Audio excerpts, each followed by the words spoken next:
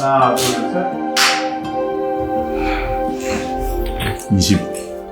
21주년이네 올해가. 아, 우리 만났지. 만났어. 그 코펜하겐이었습니다. 덴마크에서. 덴마크에서. 네. 우리가 유럽에서 만났어요. 네. 왜 덴마크에 갔지 우리가? 아, 영화제로 그 살인의 추억이었죠. 69? 아니요. 보더라인? 네, 그렇습니다. 아. 네. 그때 2004년도니까. 네.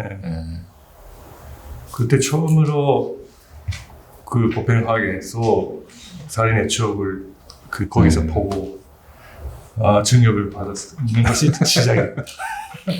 나는 가기 전에 이상일 감독의 작품에 대해서 좀 어느 정도 알고 있었고.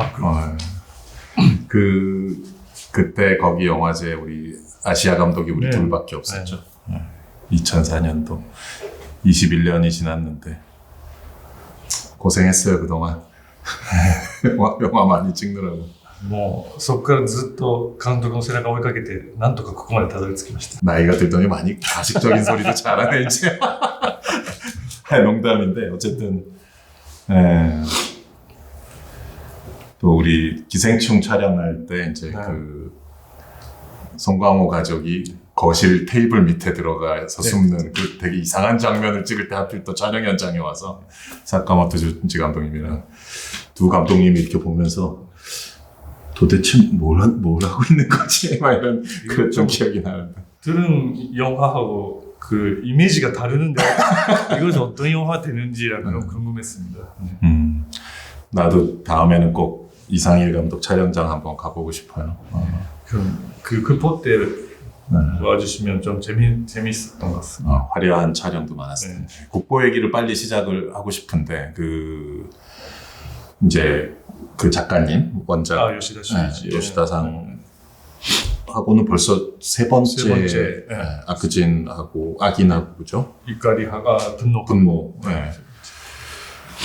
근데 사실 그 요시다 작가님이 이 소설 하기 전에 이미 원래 가부키에 관심이 있었다고 들었는데 많은 또 일본 감독님들이 그렇긴 하겠지만요.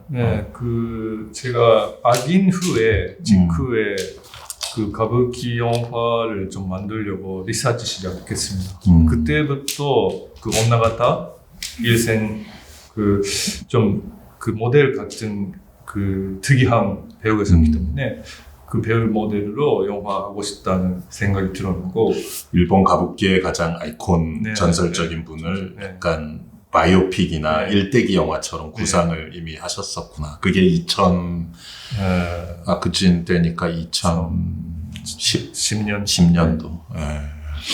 근데 그 역시 가부키 영화가 좀 너무 어려웠어. 그 쇼치쿠에 좀 바크업도 필요하고 그리고 제작비가 더 필요하고 그 여러 가지 그 어려운 문제가 많아서 좀 각본하기 전에 좀 일단 내가스 또 일단은 그냥 진짜 여기서 잠깐 보충 설명드리자면 저도 이제 주워 들은 거지만 가부키의 모든 공연에 대한 뭐 제작과 공연의 권리를 이제 쇼치쿠가 가지고 있죠. 일본의 그 4대 메이저 중에 한 곳인. 이 작품은 토호 작품. 네. 이 얘기는 여기까지만. 어쨌든. 그래서 이 작품을 계속 구상하고 가부키 영화를 찍고 싶다는 열망은 꼭 있었는데, 그러던 와중에 요시다 선생은 또 본인은 그 선생님은 선생님대로 또 쓰시고 계셨던 거네요. 제가 이런 생각 가지고 있다는 것을 좀 전달하고, 그때는 꼭 시작은 안 했지만, 쓰게끔 만들었구나. 요시다산에서 좀 하나, 스토크 같은 느낌으로 대략 있었고 그 몇 년 후에 그 리서치 시작했습니다. 요시다 선생님이 요시다 선생님도 직접 그 무대 뒤에 가쿠야 때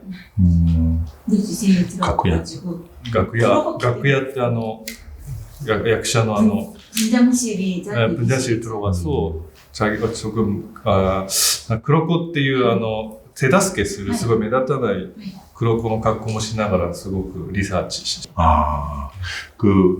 너무 엉뚱한 얘기라 죄송한데 그 장면 딱 보니까 브래드 피트 F1 생각이 나더라고요.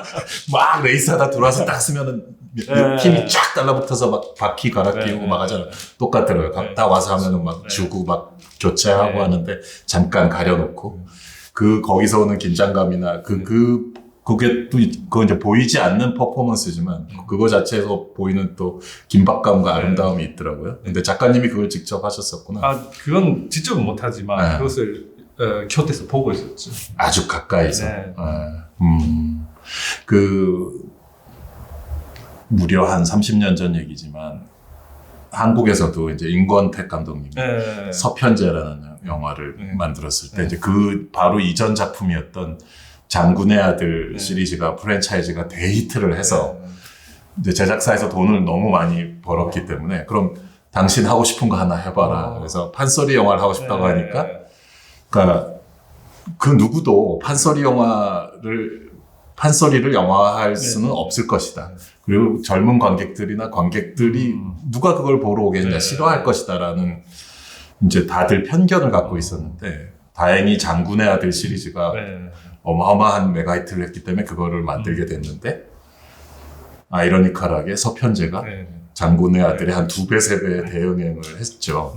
약간 비슷한 케이스 아닐까요? 가부키에 도전하는 게 사실 쉬운 일이 아니잖아요. 젊은 관객들이 과연 좋아할까라는 의심도 많았을 테고 본인도 그런 걱정이 많이 있었을 텐데. 가부키ほど 누가 보는가 그런 느낌 많이 있었던 것 같습니다. 그리고 배우나 감독 입장에서 그냥 실질적으로 일을 해야 되는 연출을 해야 되고 또 연기를 해야 되는 배우 입장에서도 무척 부담이 될 것 같아요. 가부키를 제대로 찍어낸다는 거, 또 그 가부키 액팅을 그 퍼포먼스를 해야 되는 입장에서 실제 가부키 배우가를 데리고 찍는 게 아닌데 실제 가부키 배우는 어릴 때부터 시작하니까 그죠. 그 배우들이 좀 겁을 내지 않았습니까? 어땠었어요? 처음 제안하거나 했을 때. 아, 그때 그 요시자 제안했을 때는 바로 그 파라사이트로 만나셨죠? 네. 그 정도 시기였어요. 그 정도 시기에 미리 이야기해서 그때는 금방 제작 못했지만 그 배우에게는 그 당시부터 그 이야기했으니까 그때는 그렇게 심각하게 안 생각했죠. 되게 오래전에 제안을 했었군요. 네, 언젠가 될 것이다 그렇게 생각했죠. 그 훈련, 트레이닝 많이 했겠네요. 당연히. 1년 반쯤? 1년 반을? 일본 배우분들이 원래 그 스케줄도 촘촘하고 빡빡하고 시간 내는 게 되게 어려운 분들인데 대단하네요. 1년 반이나 했다는 거는. 그때 1년 반 동안 좀 약속했던 것이 영화나 드라마나 길게 해야 할 작업은 좀 쉬고 조금 집중해서 집중해서 짧은 시간에 할 수 있는 일은 물론 해주면 좋은데 중심은 연습하는 기간. 그의 파트너 이제 요코하마 유세이도 슌스케 그 외에도 같이 훈련을 할 수밖에 없었나요? 2, 3개월 후부터 시작했던데 거의 1년 넘게. 거의 1년 넘게. 그 두 배우의 어떤 노력이나 열정이 대단하네요. 그 배우에게 되게 집중력을 많이 요구하고 또 좋은 의미에서의 압박감도 많이 주시나 봐요. 그런데 이런 역할은 배우도 원하고 있다고 생각하니까. 그죠. 욕심내볼 만한 일일 것 같아요. 이거 하면 가부키 배우를 한다는 것은. 이거 당연한 새로운 또 지금까지 본 적이 없는 영화가 될 것이다. 자신도 해본 적이 없는 역할을 넘을 수 있으면 더 배우로서 올라갈 수 있을 것이다. 그런 열심이 있기 때문에 그 열심을 잘 도와주는 거죠. 오히려 쿠로카와 소야 지금 요시자와상 뭐 네. 훌륭한데 얘기 많이 하고 있지만 쿠로카와 군 얘기를 빼놓을 수 없을 것 같습니다. 네. 우리 고레다 히로까즈 괴물에서 네. 되게 인상적인 연기를 보여줬던 지금 16 16 네. 고급 촬영 당시에는 10 중학생이었기 때문에 네. 네. 15. 네. 도입부의 그 영화 프롤로그에 어린 시절이 잠깐 나오고 지나가는 이런 게 아니잖아요. 네. 상당히 비중 있게 거의 한 40분 40분 이상 네, 끌고 이상. 가죠. 네. 그렇죠? 그래서 영화의 도입부에 또 관객을 이 스토리 속으로 흡입해내는데 쿠로카와 군 또 다른 누구야 저기 코시야마 군 네. 두 청소년 네.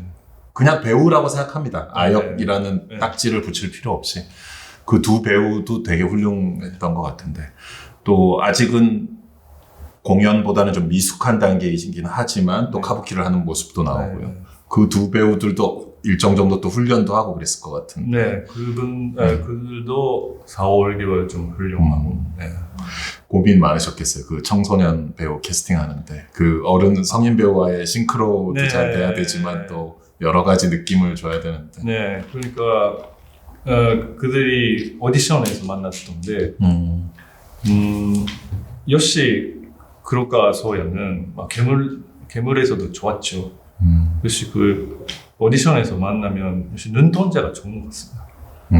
그 뭐랄까 여시다료하고 뭐 모습은 다르지만 그 집중력하고 그 연기 안 할 때는 좀 불안한 얼굴 눈을 하는데 연기 시작하면 딱 달라지는 네, 것 달라지는 그런 눈동자 집중력이 이 배우가 진짜 연기하는 걸 좋아하는 사랑하는 그런 느낌이 있어서 그런 요소가 어린 키쿠에는 가장 중요하니까 가부키 하는 거 너무 좋아하다 그런 느낌 그것을 가장 세게 느꼈습니다.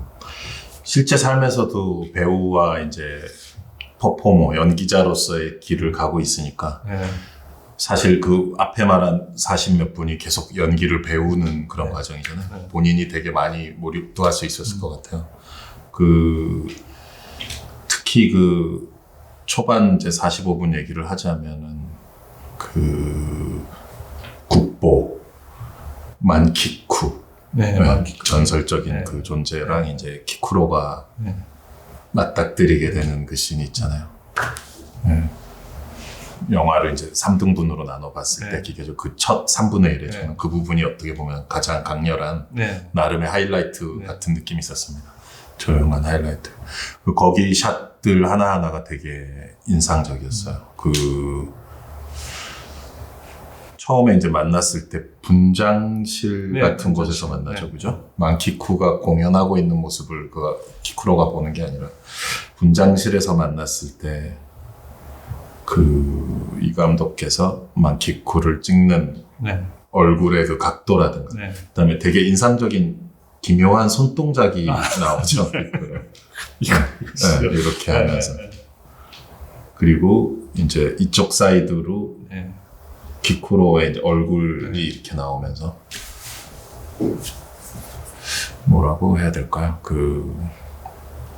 정말 레전드의 어떤 가부키를 배우고 싶어서 네. 온몸이 이제 들끓고 있는 아이를 딱 맞닥뜨리는 부분인데 그 샷들을 찍을 때 많은 고민이 있었을 것 같아요. 그리고 그 예사롭지 않은 만키쿠의 이제 얼굴과 이제 메이크업하고 있는 메이크업이 완성된 건 아니죠. 도중 중간에 네. 그 모습이 그러니까 실제 인간과 그 카부키의 캐릭터의 중간 상태에 있는 그 얼굴로 그 아이를 상대하면서 이제 손짓오라고 하고 몇 가지 코멘트를 해주죠. 네. 키쿠로의 얼굴에 대한 또 이야기를 하죠. 너의 얼굴이 너의 운명을 어떻게 정할 것에 대해서 그 씬에 대해서 좀 찍을 때 얘기를 자세히 좀 해주세요. 그때 그 만기크를 좀 어떤 얼굴도 등장하면 좋을까 거기부터 시작하고 그 만기크가 나오는 씬이 그 분장실하고 다음에 무대하고 그 다음에는 또 멀리 한참 가니까 도대체 이 사람의 그 얼굴이 어떤 얼굴인지 알 수 못하니까 그 시간 가지 않으면 그러니까 처음에 그냥 얼굴 보이면 좋을지. 근데 역시 기쿠하고 만날 때 만기쿠는 그 만기쿠랑 인간보다 그 인간도 아니고 배우도 아닌 역시 특별한 존재감으로 보여주니까 그렇게 생각하면 그 배우가 얼굴 먼저 하얗게 그 자기를 없애는 느낌, 자기를 없애고 그 투명한 그 존재감으로 만기쿠가 등장하는 것이 좋을 거 아닌가. 그리고 그 처음에 기쿠를 볼 때 역시 직접 보는 거 아니라 거울 안에서 기쿠를 찾아내는 그런 느낌이 좀 중요하다고 생각합니다. 원작 소설과는 많이 좀 달랐을 것 같습니다. 네. 거기 디테일들이. 네. 네. 만나는 상황 자체는 있을 것 같은데 네. 원작에서 대사나 상황은 좀 비슷하지만 묘사는 많이 네. 달랐을 것 같아요. 네. 이거는 좀 다른 것 같습니다. 네. 그래서 그 가부키 이제 제가 대학교 영화 동아리 시절에 그 영화 역사 공부 같은 걸 이제 우리가 많이 할 때 이제 그 러시아의 그 세르게이 에이젠슈타인 전함 포템킨으로 유명한 에이젠슈타인 관련된 인터뷰나 책들도 많이 보는데 가부키 언급을 아주 많이 해요. 에이젠슈타인 가부키 매니아였어요. 그 사람이. 왜 그랬냐면 그 사람이 뭐 몽타주나 이제 영화의 프레이밍을 한 데 있어서 가부키에서 이제 영감을 받은 게 되게 많다는 거예요. 그래서 그 추상화된 아름다움에 대한 얘기를 많이 했었어요.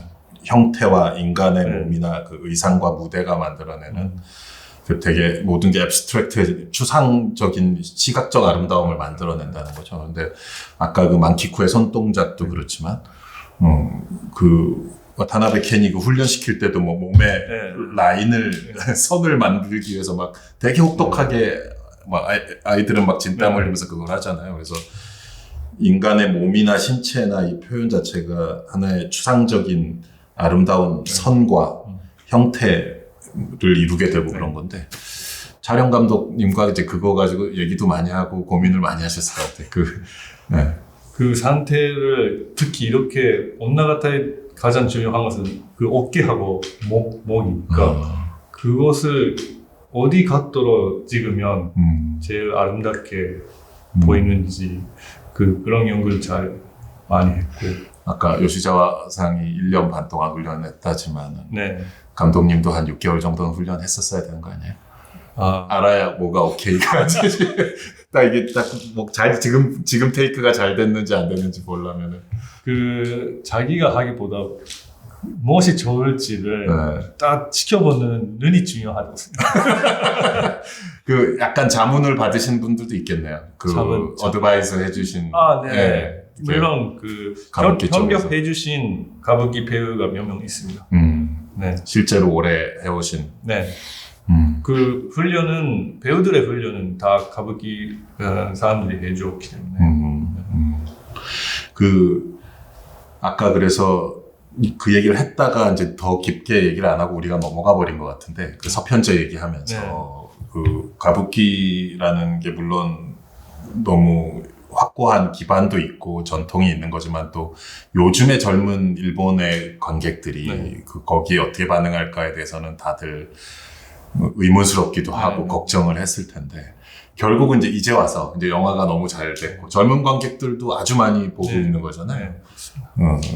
노부부들만 가서 이 영화를 보는 게 아니고 젊은 관객들도 좋아하고 있는 거고 해외 관객들도 또 관심을 갖고 좋아하는 건데 그게 뭘까요? 그래서 아까 에이젠슈타인 얘기도 했지만 가부키가 단순히 뭐 일본의 할머니 할아버지들을 위한 게 아니라 더 넓은 보편적인 전 세계 누구가 봐도 느낄 수 있는 뭐 미적인 요소라고 해야 될지 또 그것이 있다면 그걸 어떻게 찍으려고 담아내려고 했는지 그 부분이 궁금해요.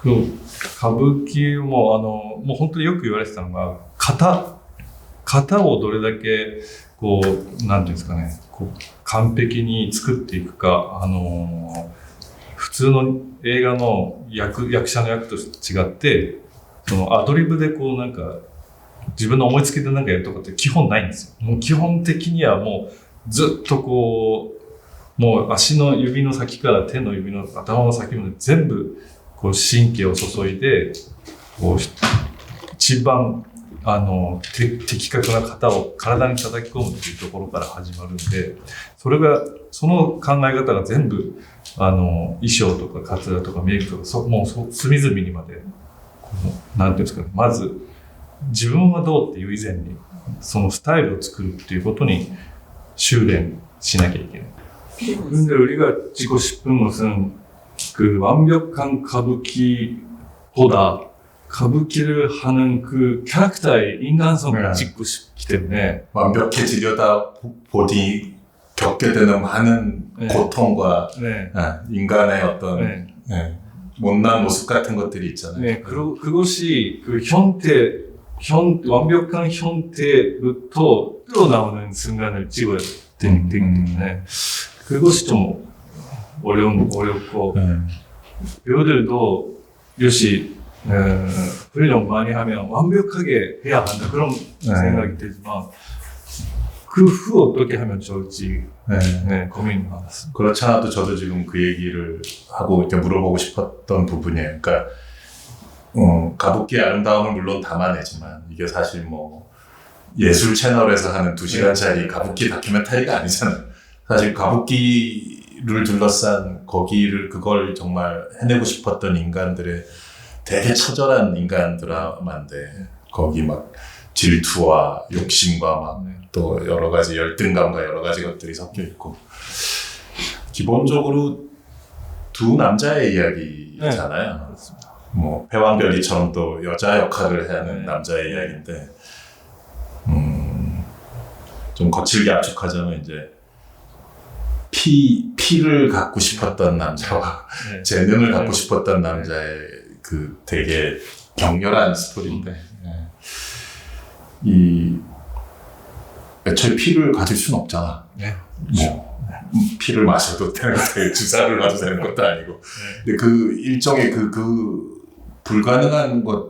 근데 일본이 또 예를 들어 뭐 조그만 두부가게 뭐 무슨 장어집이나 두부가게를 가도 이거 가업이라 그러고. 자기 아버지 때부터 할아버지부터 하던 거라고. 그게 되게 강하잖아요. 근데 가부키는 또 오죽하겠어요. 그건 뭐 완전히. 그래서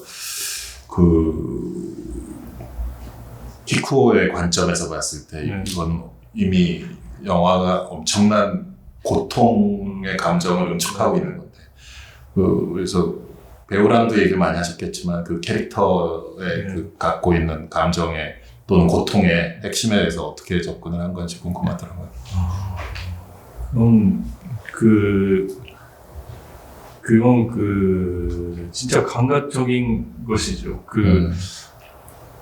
반론님 말씀처럼 사람은 어디서 태어났는지 결정 못하니까 자기 태어난 순간 자기 운명 시작하니까 그러니까 기쿠오한테는 가부키 세상에 들어간다 그런 피가 없는 사람이 들어간다 그런 운명보다 자기 피가 어떤 피였다 자기가 어디서 태어나서 아버지가 야쿠자집이고 자기의 피를 좀 잊지 말고 그것을 좀 생각하는 것이 더 중요한 거 아닌가 그런 이야기였습니다. 키코는 야쿠자의 그러니까 등에 그것이 있죠. 그거 알아요? 내가 영화 보다가 무슨 생각했는지. 내가 그 영화 끝나고 나서 생각해보면서 내가 아직도 이렇게 철이 없구나. 영화 보면서 내가 무슨 생각했냐면 슌스케가 한 8년 정도 사라지잖아요. 그래서 난 슌스케가 야쿠자가 돼서 돌아올 줄 알았어. 그래가지고 문신하고 돌아와서 막 찔러 죽이고 막 복수하고 막 그래서 이런 건 아니었구나. 내가 이렇게 제정신이 아닙니다. 요즘 힘들어서 그런가? 그렇죠. 힘들죠. 근데 야쿠자에 대한 얘기는 의외로 이렇게 많이 나오진 않더라고요. 뒤에 가서. 근데 어쨌든 출생의 어떤 징후로서만 있는 거죠. 키코에 있어서. 아까 그래서 젊은 세대들에게 이제 실제 영화를 보고 난 세대들이 가부키 문제를 떠나서 우리가 방금 얘기한 그런 운명이라든가 또 요즘의 젊은 세대들도 사실 들어 뭐 일본은 아직도 자신의 아버지가 무슨 일을 했는지에 대해 의식하는 젊은 세대들도 아직도 있고 그런 거예요. 네. 근데 그런 부분들에서 어떤 공감할 수 있는 부분들이 있었던 건가요? 네. 그 대부분이 젊은 그 애들이 막 제가 그렇게 듣었지만自分の居場所っていうのがそんなに簡単には見つけられない。 지금 일본 젊은 그렇던데 그러니까どこかなんていうんですかね、自分の家とか 자기 집이나 なんかそういう継ぐもの、何かこう自分を保護してくるものがあまりないことに対する不安は、なんとなく空気感で全体的にあるような気がして、だからそれはなんかこう、気候に対する、こう、共感につながっている気もするんですけど、でも意外と、その血を持ってる俊介の葛藤にも、すごく共感している層も多くて、 오히려 그런데 자신의 위치에서 탈출하고 싶어하는 사람들이 있고 명확하게 자기 좌표를 딱 누가 찍어줬으면 좋겠는 친구들도 네. 있고 그런 거. 그러니까 사람들이 없는 것을 구하려고 하는 네. 그 두 캐릭터가 가지는 그런 상징적인 면이 있네. 네. 저도 슌스케한테 또 마음이 많이 끌리는 면도 있었습니다. 네. 어떤 점이 있습니까? 가엾더라고. 그 슌스케 입장에서 기코를 네. 보면 네. 뭐 저나 이 감독도 창작하고 이제 뭔가를 만들어내야 되는 네. 사람들이니까 그런 마음 잘 알잖아요. 네. 바로 자기 가까이에 있는 어떤 사람이 자기가 가지지 못한 것을 네. 갖고 있고 그것은 네. 너무나 내 눈에 잘 보이고 네. 근데 흉내낼 수 없는 부분이 네. 있고 했을 때 오는 그 고통이나 좌절감 같은 것들 있잖아요. 그래서 슌스케 마음도 되게 잘 이해가 되고. 네. 그러니까 제가 슌스케가 그本物の役者になりたいって言うんですけど、僕はもうずっと 진짜 배우가 되고 싶다라고 얘기하잖아요. 세리프가 그 떠날 때 옆에서 진짜 감독이 되고 싶다라고 해서 그 되게 많이 공감할 수 있는 부분이 있는 것 같아요. 네. 슌스케 캐릭터의 어떤 느낌도, 예. 모르겠어요. 그 영화가 이제 최종 편집된 영화가 한 거의 3시간에 네. 가까운 러닝 타임이 되고, 뭐 업계 동료로서 물어보자면 고생 많이 했을 것 같은데, 예. 그 가장 그간 10편의 작품을 했는데 네. 러닝타임 가장 길었다. 네. 용서받지 못한 자가 2시간. 근데 분노가 조금 분노 아니고 유랑이 3시간은 아니었는데 2시간 반. 2시간 30분. 네. 네, 연습받지 못한 자는 2시간 20분 20분 정도. 네. 네. 이번에가 좀 상당히 길어졌습니다. 3시간짜리 영화 찍으면 어떤 기분이에요? 힘들지 않아요? 힘들고 그런데 처음부터 이 소설을 영화로 만들려고 하면 3시간 필요하다고 생각하고 있습니다. 네, 그럼 그 마음 타면서 시작했던 건 좋았는데 그 정도 스케일로 이렇게 담아내야 한다. 네. 애초에 이 스토리 자체는. 그렇죠. 네. 대하 서사극 같은 것이니까. 근데 이제 그 기본적으로 뭐 물리적으로 뭐 몇 시간 몇 분이냐 이걸 떠나서 네. 호흡이라고 해야 될까? 네. 모든 씬과 네. 시퀀스에서 다 관통하는 호흡에 이제 뭐 그런 것이 네. 당연히 훌라걸즈나 뭐 네. 분노를 찍을 때랑은 다를 수밖에 없잖아요. 그 호흡을 본인이 삼은 어떤 기준이 있었어요? 뭐 일본의 과거의 뭐 지다이게키 영화라든가 아니면은 뭐 미국 영화나 유럽 영화의 어떤 느낌이나 어렴풋이 갖고 있었던 레퍼런스 같은 게 있는지 호흡에 뭐 루치노 비스콘티 영화의 뭐라든가 それこそさっき出た「青べき」とか3時間あってラストエンペラーとかも3時間あってその誰かの人生をこう何十年もかけて紹介する映画の3時間っていうものはちょっと参考にしました。だからその人生を紹介するのにやっぱりその今言ったような映画は参考になりましたね。だからどの部分に光を当てて、どこをもう落とすかっていうことを考える上で。 네, 아까 우리 대화 초반에도 패왕별이 얘기가 잠깐 나왔는데, 어쩔 수 없이, 뭐, 그 영화를 레퍼런스로 삼지는 않으셨겠지만, 어쩔 수 없이 많은 또 네. 영감과 자극을 주는 부분이 있었을 것 같아요. 거기도 문화혁명 시대를 관통하면서 긴 시대의 폭을 갖고, 세 명의 주인공이죠. 네, 장국영과 공리와 이제, 그분 이름 뭐지? 네. 어쨌든, 왕문인가? 어쨌든. 그 세 명이 뒤얽힌 애증의 그 세 명의 인물사이기도 하고, 그리고 이제 여기는 가부키라면 거기는 패왕별은 경극. 그래서 패왕별이 서편제, 국보 이렇게 세 편을 묶어서 상영하는 행사를 해도 재밌을 것 같은데 비교해 볼 지점도 많이 있고요.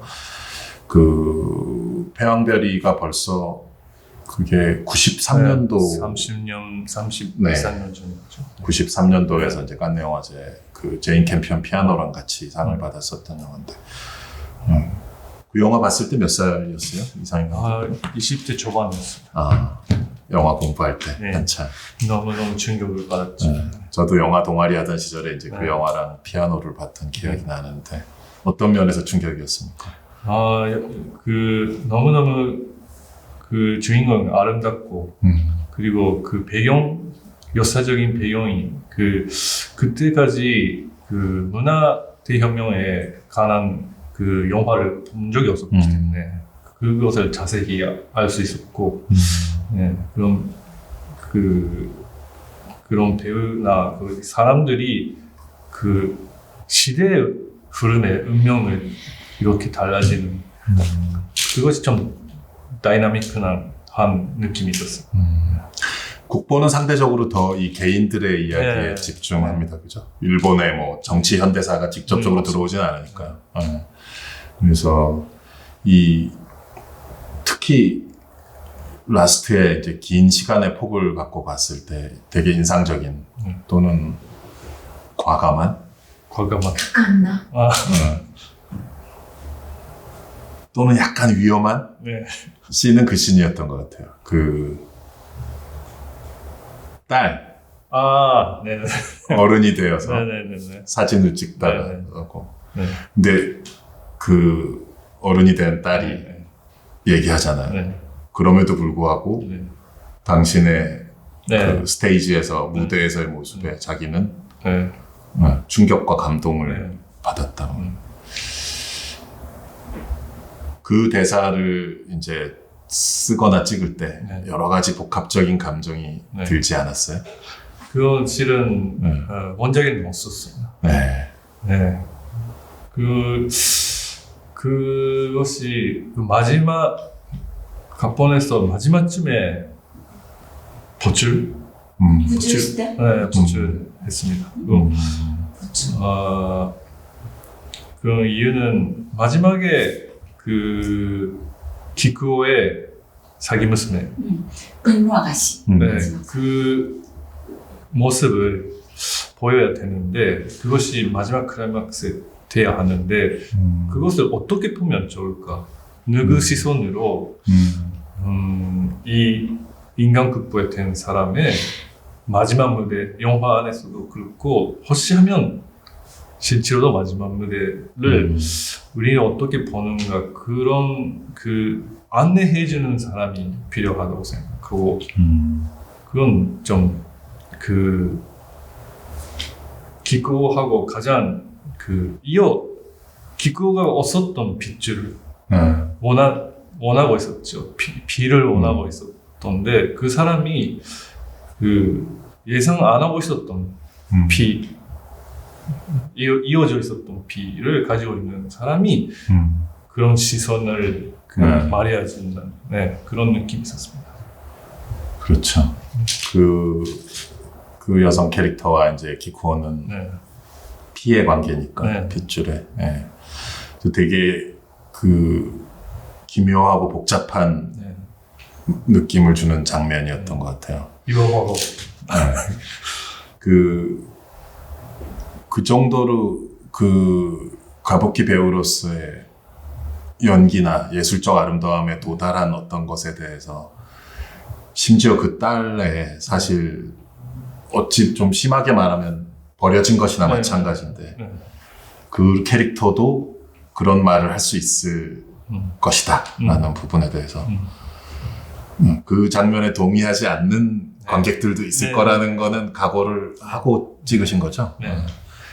그리고 실제 촬영할 때 스태프들 안에서도 아 이거 좀 이거 좀 어색한 거 아닌가라는 의견도 있었고 그 다른 그 아빠 스태프는 딸이 이렇게 말하면 나는 운다 그런 의견도 있었고 좀 헷갈렸어요. 아저씨의 관점에서는 네. 네, 미묘한 부분이었던 것 같습니다. 네. 그렇게 말하는 것이 이제 아버지로서의 그 캐릭터 키코에게는 오히려 더 큰 죄책감을 느끼게 할 수도 있을 것 같아요. 뭐 위로가 됐다기보다는 오히려 자기가 얻은 것과 잃은 것이 무엇인가에 대해서 냉혹하게 보면 그럴 수 있을 것 같고요. 마틴 스콜세지 그 아이리시맨의 그 후반부 생각이 났어요. 거기 보면 그 로버트 드니로가 이제 갱스터로서의 삶을 평생을 살아오는데 자주 등장하는 캐릭터는 아니지만 그 딸 캐릭터가 나오거든요.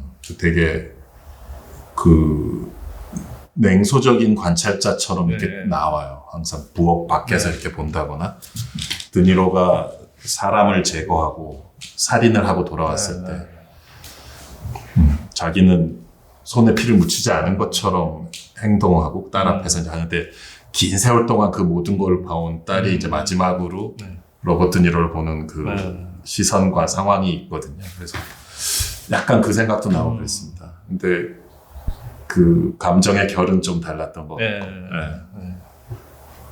그 아이리시만 더 냉정하고 냉혹한 면이 있죠. 그리고 스토리 전체에 어떤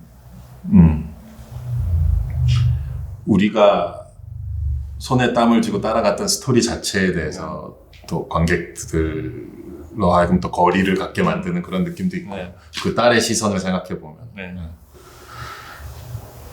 근데 그건 뭐 갱스터의 범죄의 세계니까 완전 사람을 죽이고 뭐 그런 세계니까 완전 물론 동일선상에서 비교를 할 수는 없고요. 그리고 이제 결국은 그 딸조차 그렇게 굴복할 수밖에 인정할 수밖에 없었던 그 아름다움에 대한 걸 직접 찍어서 보여주잖아요. 영화에서. 임권택 감독님이 서편제로 이제 데이트를 하고 하실 때 이제 저는 대학생 신분이었는데 뭐 학교에 와서 특강 같은 걸 하셨던 적이 있어요. 그때 그 오정혜 씨 여자 주인공이 이제 득음한다 그러죠. 어떤 소리의 경지에 도달해서 마침내 이제 헤어졌던 그 이복 남매가 오빠를 만나서 같이 그걸 확 이렇게 풀어내는 장면이 있습니다. 그래서 막 울면서 판소리를 하는데 이렇게 막 노래를 시작할 때 이렇게 그 소리가 줄어들고 배경음악으로 확 덮여버려요. 김수철 씨 배경음악으로 덮입니다. 근데 거기서 오는 또 이상한 감동이 있었어요. 감독이 비겁한 선택을 했다라는 느낌을 들지는 않았었거든요. 그리고 근데 그 그러니까 학교에 와서 특강할 때 어떤 학생이 그 질문을 했습니다. 거기서 왜 마침내 득음의 경지에 도달해서 그 소리를 이렇게 풀어내는데 왜 우리한테 그거를 안 들려주십니까? 배경음악이 나오면서 입만 막 움직이는 모습이 막 나오고 막 우는 그 감정이 근데 그거에 대해서 뭐라고 대답하셨는지 저는 기억이 안 나는데 디테일이 그 결정이 얼마나 어려웠는지에 대해서 처음부터 그런 계산하신 후반 작업 때 결정을 하셨대요. 그 편집하고 녹음할 때. 그래서 왜 그랬는지를 내용은 저는 기억이 안 나는데 그 결정이 얼마나 어려웠는지를 약간 피를 토하듯이 얘기하시는데 그 표정하고 목소리 톤은 기억이 납니다. 그래서 이제 국보에서는 그냥 정면 승부 보여주잖아요. 네. 네. 그거 찍을 때 이제 어떤 느낌이셨는지. 네. 아, 그것을 보고 싶어서 이것을 만들어. 애초에 영화를 만든 목표였구나. 네. 네. 그러니까 혹시 촬영해보고 제가 생각했던 그領域, 그 영역까지. 영역까지 안 가고 있었다면 좀 다른 생각도 들죠. 근데 그 친구 요시다 그렇고 그것을 찍은 스태프들도 호흡이 딱 맞는 순간으로 느꼈기 때문에 촬영 거의 막바지에 찍은 네. 자기 자신을 이렇게 맷돌에 갈았구나. 그러니까 그런 판단은 못했습니다. 너무 찍고 싶은 건데 또 그러니까 영화를 찍다 보면 항상 우리가 너무나 찍고 싶은 씬이 있는데 동시에 또 너무 부담스러워서 영원히 촬영을 연기하고 싶은 씬도 있고 그렇잖아요. 피하고만 싶고 근데 찍어야만 하고 사실은 애초부터 그걸 찍고 싶었던 거였고 네. 그런데 어딘가에 의심이 있죠. 그것이 마음대로 나타나는가 어떤가 모른다. 그건 불가능한 경우도 있죠. 상상했지만 그렇게 안 나온다는 순간도 있죠. 그때 그럴 때가 가장 무서운 순간이고. 그렇죠. 네. 어떻게 될지 알 수 없는 순간이고.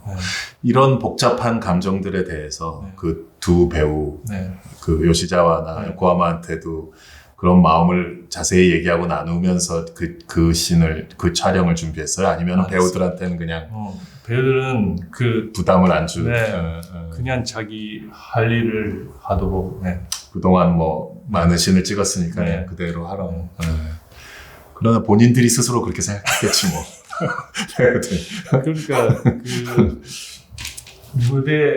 가부키 무대 촬영할 때마다 제가 요시자한테 너는 가부키를 잘하는 것이 가장 중요한 거 아니고 기구를 보여줘야 한다는 말을 매번 했기 때문에 마지막 제가 말 안 해도 기구로 하겠습니다. 먼저 신스케로 하겠습니다. 기구로 하겠습니다. 되게 잔인하다. 그렇지만 배우들은 어차피 또 가부키도 잘해야 되는 상황이잖아요. 그렇죠. 실제 가부키 전문가들이 와서 봐도 자기가 흠잡을 데 없이 하는 그건 또 이미 디폴트로 기본으로 있어야 되는데 거기에 감독은 와서 또 그거를 보여달라니까 되게 얼마나 힘들었겠어요. 가부키 코치는 딱 가부키에 자세히 이렇게 해야 한다 이렇게 한다 말하시고 그 옆에서 나는 기구로 해야 한다. 두 개의 바위 덩어리를 양 어깨에 짊어주는 거죠. 근데 참 두 배우가 대단했어요. 그죠? 그리고 특히 요시자와 상 같은 경우는 제가 정확히 모르지만 일본 대중들의 관점에서는 되게 이렇게 가부키 그러니까 청춘 핫스타라고 해야 될까? 약간 아이돌에 가까운 그러니까 그분이 가부키 배우를 한다라는 것 자체가 되게 좀 상상이 좀 기묘한 신기하면서도 너무 이렇게 익사이팅한 조합인 거죠. 이미 그 자체에서 그 관객들이 궁금해할 수밖에 없는.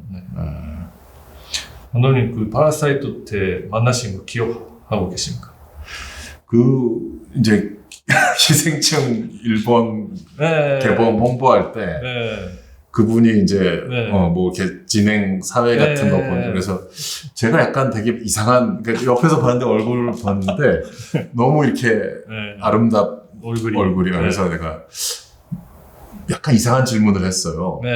본인이 잘생겼다는 걸 몇 살 때 처음 느꼈어요? 뭐 이런 말도 안 되는 질문을 해서 그랬던 것 같아요. 그게 벌써 한 5, 6년 전인데.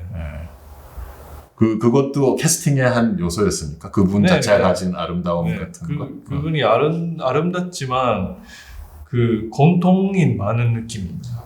공동이라고 공동. 텅 비었다. 아, 네. 마음의 쓸쓸함 같은 것이 네. 읽혀지는 부분이 있나요? 뭔가 그 모습은 그렇게 아름다운데 음. 그 사람의 본질이 모습하고 좀 떠나고 있는 느낌?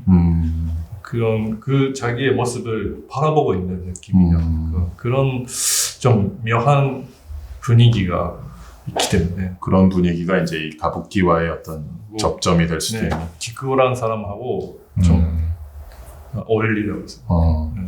기코. 그러니까 그날에 그 요시다하고 감독님 만나셨을 때 우리 같이 밤에 술 마셨던데 그때 그 이야기도 좀 그 배우로 좀 가부키 영화하려고 하고 있습니다. 이미 그때 다 네. 이렇게 씨앗이 잉태돼 있었구나. 야, 큰 그림을 오래 그리셨네요. 네. 이제 좀 후련해요. すっきりしてますか？ 아, 근데 오랫동안 몸속에서 자라오던 암덩어리를 이렇게 휙 빼는 듯한 느낌이 있어요. 네, 그러고 있습니다. 근데 거의 10년 넘게 머릿속으로 생각해온 영화인데. 그러니까もうだからいろいろ今こう結果のことを感想を聞かれてもなんかこううまい答えが何も出てこない。そことちょっと自分の意識が離れてるかもしれない。 오랫동안 생각해오고 오랫동안 머리와 이제 가슴을 마음을 빼앗겼던 어떤 스토리나 또 인물에 네. 대해서 마침내 딱 마무리 지었을 때 거기서 오는 되게 후련함과 동시에 또 허전함. 네. 좀 전에 요시자와상 얘기할 때 이제 뭐 공동에 네. 대해서 얘기했지만 감독도 그렇게 한 편의 영화를 그렇게 내보내고 나면 공동이 생기잖아요. 뭐 일시적이건 짧건 길건 공동이 생기는데 지금 아마 이제 그 시기가 왔거나 아니면 곧 닥쳐오게 될 텐데 네, 뭐 지혜롭게 잘 넘기시길 바라고. 저는 마더 찍고 나서 좀 그랬습니다. 네. 김혜자 선생님이 마지막에 춤추는 그 장면을 네. 되게 한 10여 년 넘게 찍고 싶었던 장면이기 때문에 그걸 다 찍고 이제 내보내고 나니까 이렇게 몸의 한 부분이 뻥 비는 느낌이 오고 뭐 약간 이상한 느낌이 있었더랬죠. 물론 뭐 규모는 훨씬 작은 영화지만 근데 물리적인 규모 자체도 크고 3시간의 어떤 이런 에픽 서사시이면서 또 본인이 10년 넘게 그 생각해왔고 고민해왔던 작품을 이제 세상 밖으로 던져보내고 나면 이제 공동이 생길 테고 뭐 이미 근데 뭐 차기작들 준비하느라고 준비하지 않으면 안 되는 상황이. 네. 빨리 이제 작품을 준비하는 네. 게 좋을 것 같습니다. 아, 그렇습니까? 그 공동을 너무 거기에 간조로 뭔가를 메꿔버리는 거죠. 자신을 속이는 겁니다. 네. 자기작으로. ポンさんの説明聞いて、さっきまだあのシーンがね、撮って穴が開いたってすごく納得して、昨日ちょうどね、マザーの話を少し取材でしたんですけど、ポンさんの映画の中で全部印象的だけど、本当にショットが一番脳裏に焼き付くから、やっぱりそういう監督のなんか執念っていうかね、なんかこう怨念みたいなのが生み出すショットってやっぱりあるんですよね。 국보 얘기하다 갑자기 15년 전 영화를 얘기하니까 되게 낯선데 어쨌든 그 이상일 감독 입장에서는 이제 영화 속 두 주인공 네. 키쿠오의 마음이나 슌스케 두 사람의 마음이 다 있었을 것 같습니다. 그래서 10번째 영화를 이제 난 아직도 8편밖에 못 찍었는데 어쨌든 10편 10번째 영화 이제 필모그래피가 이제 두 자리 숫자로 진입한 거를 네. 축하드리면서 네. 일본 감독님들은 뭐 매년 네. 사카모토 준지 형님처럼 뭐 네. 매년 영화를 만드시는 분들도 많지만 30편까지 하면 안 된다고 말씀 받았습니다. 이상해 감독님 영화들은 영화의 어떤 에너지나 그 묵직한 파워 같은 것들이 다른 감독들의 한 3 내지 4편 정도로 환산해야 맞으니까 사실 한 3, 40편을 찍으신 거나 마찬가지라고 생각하고 그럼에도 불구하고 본인이 이렇게 건강관리나 이런 거 잘 하시는 것 같아요. 얼굴이 좋습니다 지금. 그렇습니다. 저도 살이 빠졌습니다. 그래서 만난 지가 한 20년이 넘어가지만 계속 이렇게 신작을 건강하게 볼 수 있어서 고맙고 또 좋은 것 같습니다. 저도 감독님 진짜 바쁘신데 머릿속에 지금 작업하시고 있는 그 진작으로 머릿속이 흔들리고 있는 그날에 오늘 와주시고 진짜 감사합니다. 조만간 내가 도쿄 갈 일이 있을 수도 있는데 네. 준지 형님이랑 셋이 네. 오사케 소개하겠습니다. 다 되지 않았을까요? 네. 수고하셨습니다. 오스카레 사마데스. 오스카레 사마데스. 진짜 고맙습니다. 아이고.